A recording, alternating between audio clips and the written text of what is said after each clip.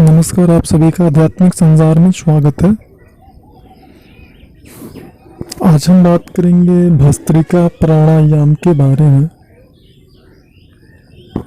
चूँकि हमने अपने प्रीवियस वीडियो में बताया था, जब मंत्र जाप साधना अनुष्ठान कुछ भी जब आप करते हैं तो मंत्रोच्चारण से जो एनर्जी रिलीज होती है, जो ऊर्जा निकलती है और वह ऊर्जा 3 भागों में जाती है, तो उस ऊर्जा को आपके शरीर में जो उसका जो अंश आपके शरीर में व्याप्त होता है, स्टोर होता है, तो फिर उस ऊर्जा को आप किस प्रकार से अपने शरीर में स्टोर कर सकते हैं और अपने शरीर में किस प्राणायाम के द्वारा प्रयास करके जो है सर्वत्र जो है उसको पहुंचाया जा सकता है।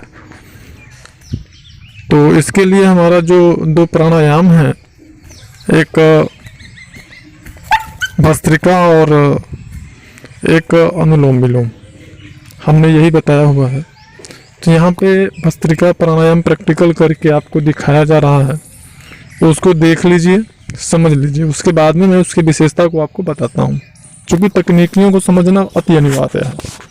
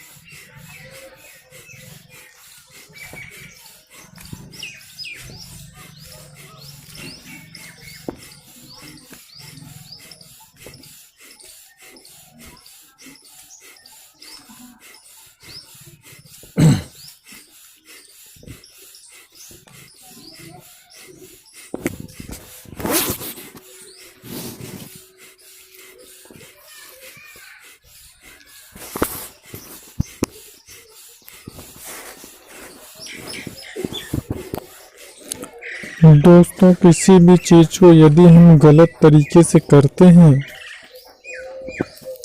तो उसका गलत प्रभाव पड़ता है। उसी प्रकार यहाँ पे आपको प्रैक्टिकल भस्त्रिका को करके इसलिए दिखाया गया है ताकि आप उसको समझ पाएँ और उसके बारे में ये देख पाएँ कि हाँ किस प्रकार से इसको करना उचित रहेगा। तो वैसे तो सोशल मीडिया पे इसके बारे में तमाम जानकारियाँ आपको प्राप्त हो जाएंगी और लोगों ने करके बताया भी है,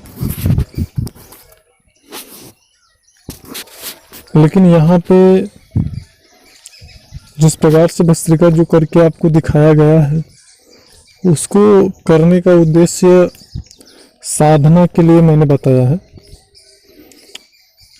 क्योंकि भस्त्रिका करने का सबका अपना अपना तरीका होता है। यहाँ पे जो आपको करके दिखाया गया है उसमें आपको ये बताने की और समझाने की कोशिश की गई है कि सही तरीके से आप कैसे करेंगे और आपकी जो ऊर्जा है मंत्र जाप के, खासकर अनुष्ठान है मंत्र जाप, उस ऊर्जा को किस प्रकार से आप संभालेंगे। क्योंकि मंत्र जाप से आपका मंत्र जिस प्रकार आगे बढ़ता जाता है,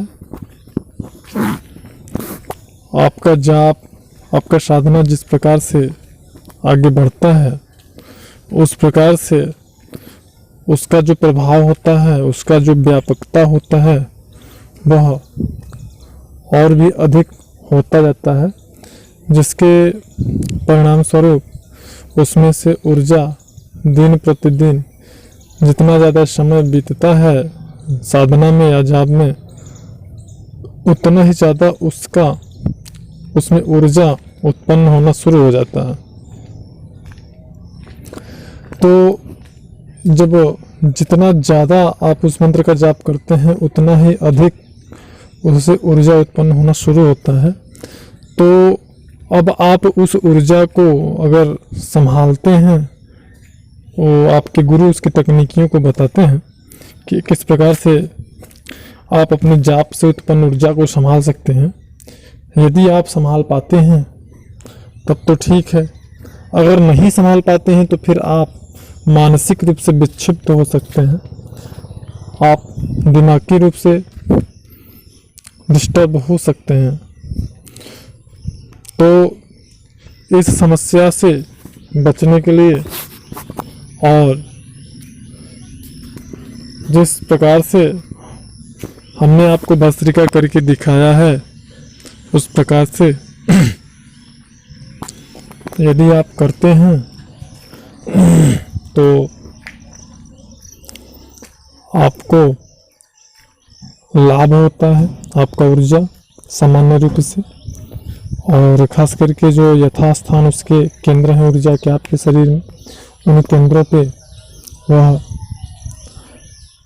स्टोर होती है, मतलब वहाँ पे एकत्रित होकर के वह अपने अनुसार, अपनी प्रकृति के अनुसार आपके शक्ति केंद्रों में परिवर्तन लाती है। और भस्त्रिका को करने से कई प्रकार के लाभ आपको प्राप्त होते हैं। जैसे जिनको अगर जोड़ों में दर्द रहता है, जैसे कुछ साधकों की ये शिकायत होती है कि वह ज़्यादा देर तक जब बैठते हैं तो उनके घुटनों में, उनके जोड़ों में दर्द होता है, और ऐसा होना स्वाभाविक है। ऐसा नहीं है कि ऐसा होना गलत है, ऐसा होना स्वाभाविक है। और जो लोगों की ये शिकायत होती है, कुछ ऐसे भी साधक होते हैं उनकी ये शिकायत होती है कि हम ज़्यादा देर तक बैठ नहीं पाते हैं, ऐसे भी कुछ साधकों की शिकायत होती है। तो ऐसे साधक जो ज़्यादा देर तक नहीं बैठ पाते हैं या बैठने के बाद उनकी जोड़ों में पीड़ा होती है, ऐसे साधकों के लिए भस्त्रिका प्राणायाम रामबाण इलाज है। भस्त्रिका प्राणायाम करने से हमारे प्रत्येक जो सेंसार्गन्स हैं, हमारे बॉडी के प्रत्येक सेंसार्गन्स तक पर्याप्त मात्रा में पौष्टिक तत्व जो होते हैं, जैसे कि हमारा जो ब्लड है वह हमारे बॉडी में हमारे सेंस ऑर्गन्स तक पौष्टिक तत्वों को पहुंचाता है, जिससे हमारी ज्ञानेंद्रियां वो सामान्य रूप से कार्य करती हैं और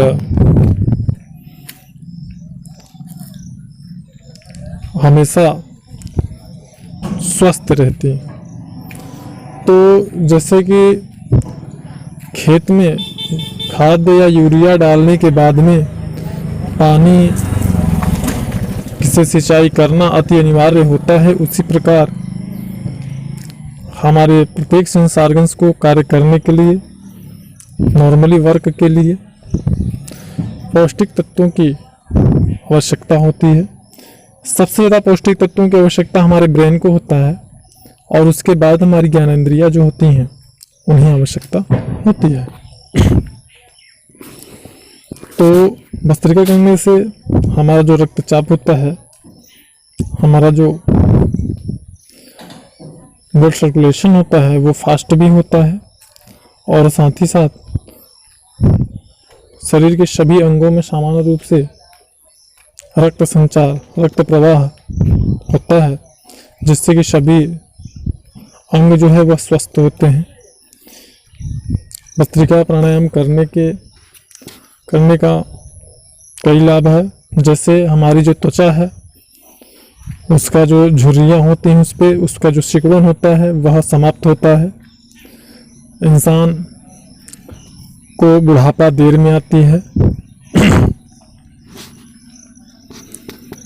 और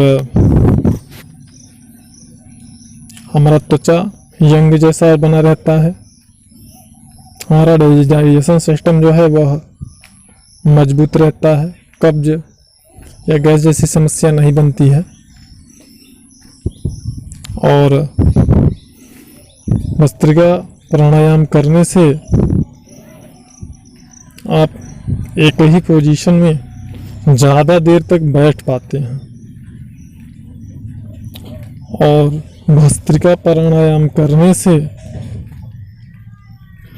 आपका जो याददाश्त क्षमता है, आपका जो बौद्धिक विकास है वह पर्याप्त मात्रा में होता है। आपकी जो सूक्ष्म नाड़ियाँ होती हैं, जो आपका सूक्ष्म शरीर है उनमें स्थित जो सूक्ष्म नाड़ियाँ होती हैं, भस्त्रिका प्राणायाम से वह नाड़ियाँ भी प्रभावित होती हैं जितना कि उन्हें प्रभावित होना चाहिए। और जो आपके शक्ति के केंद्र हैं, जो हमारा मूलाधार चक्र है और जो हमारी तीनों नाड़ियाँ हैं, एड़ा, पिंगला और सुषुम्ना, सूर्य नाड़ी, चंद्र नाड़ी और सुषुम्ना नाड़ी, जिसको ब्रह्म नाड़ी भी बोलते हैं, यह तीनों नाड़ियाँ पर्याप्त मात्रा में प्रभावित होती हैं, जिससे व्यक्ति का आध्यात्मिक विकास बहुत ही तीव्र गति से होता है।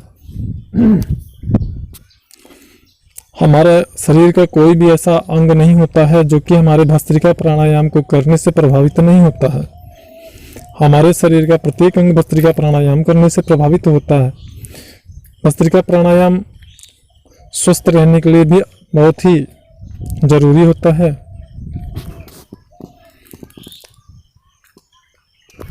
और जैसे कुछ लोगों का ये शिकायत होता है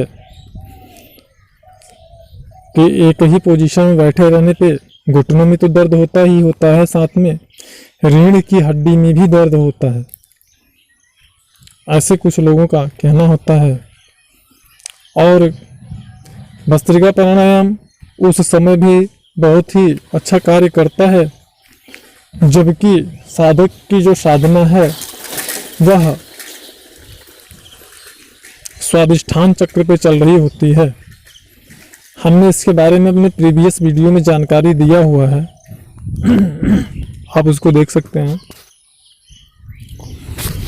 वहाँ पे मैंने बताया हुआ है कि जब व्यक्ति की साधना स्वादिष्ठान चक्र पे चल रही होती है तो उस दशा में व्यक्ति के अंदर क्रोध अत्यंत तीव्र गति से आती है। व्यक्ति को क्रोध, साधक को क्रोध बहुत ही तीव्र गति से आता है और काम वासना की भावनाएं उसे बहुत ज़्यादा परेशान करती हैं, बहुत ज़्यादा उसी साधना में अवरोध उत्पन्न करती हैं। और साधक यदि किसी अच्छे या कुशल मार्गदर्शक के मार्गदर्शन में साधना नहीं कर रहा होता है या अधूरी ज्ञान के साथ में वो साधना शुरू कर दिया होता है तो ऐसी दशा में उसका पतन भी ध्यानावस्था में ही हो जाता है,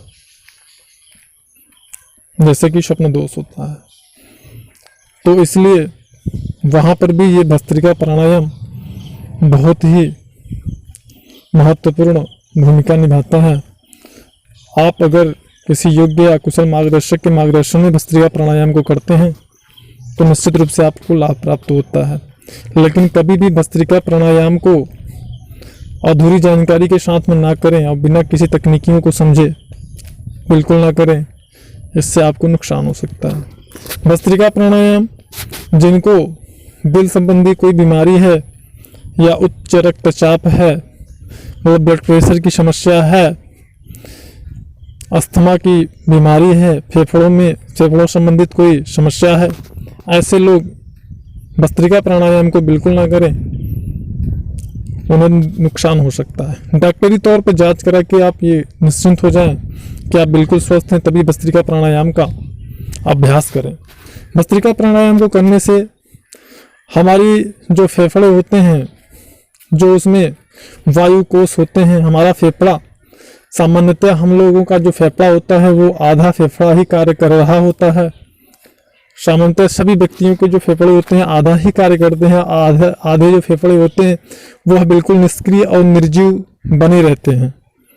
लेकिन जब व्यक्ति भस्त्रिका प्राणायाम स्टार्ट करता है या करना शुरू करता है, उस दशा में उसके जो फेफड़े होते हैं वह क्रियाशील होने लगते हैं, उसकी बॉडी का विकास भी उच्च स्तर से होने लगता है और साथ ही साथ उसके जो आधा निर्जीव और अक्रिय जो फेफड़े होते हैं, जिनमें कि कार्बन के तत्व, कार्बन डाइऑक्साइड गैसें जिसमें ठोस रूप में स्थित हो जाती हैं कुछ समय के पश्चात, जैसे कि हम जिस जगह से सांस ले रहे हैं वहाँ उसकी सफाई होना अति अनिवार्य होती है। उसी प्रकार हमारे फेफड़े में वो जाम, जो गंदगी रहती है, जब हम पर्याप्त मात्रा में भस्त्रिका प्राणायाम करते हैं तो धीरे धीरे वो साफ हो जाती है और आपके अंदर, आपके चेहरे पे एक तीव्र जो है कांति या कह सकते हैं कि तेज उत्पन्न होता है। तो भस्त्रिका प्राणायाम करने के और भी बहुत सारे लाभ हैं। आने वाली वीडियो में हम इसके बारे में और भी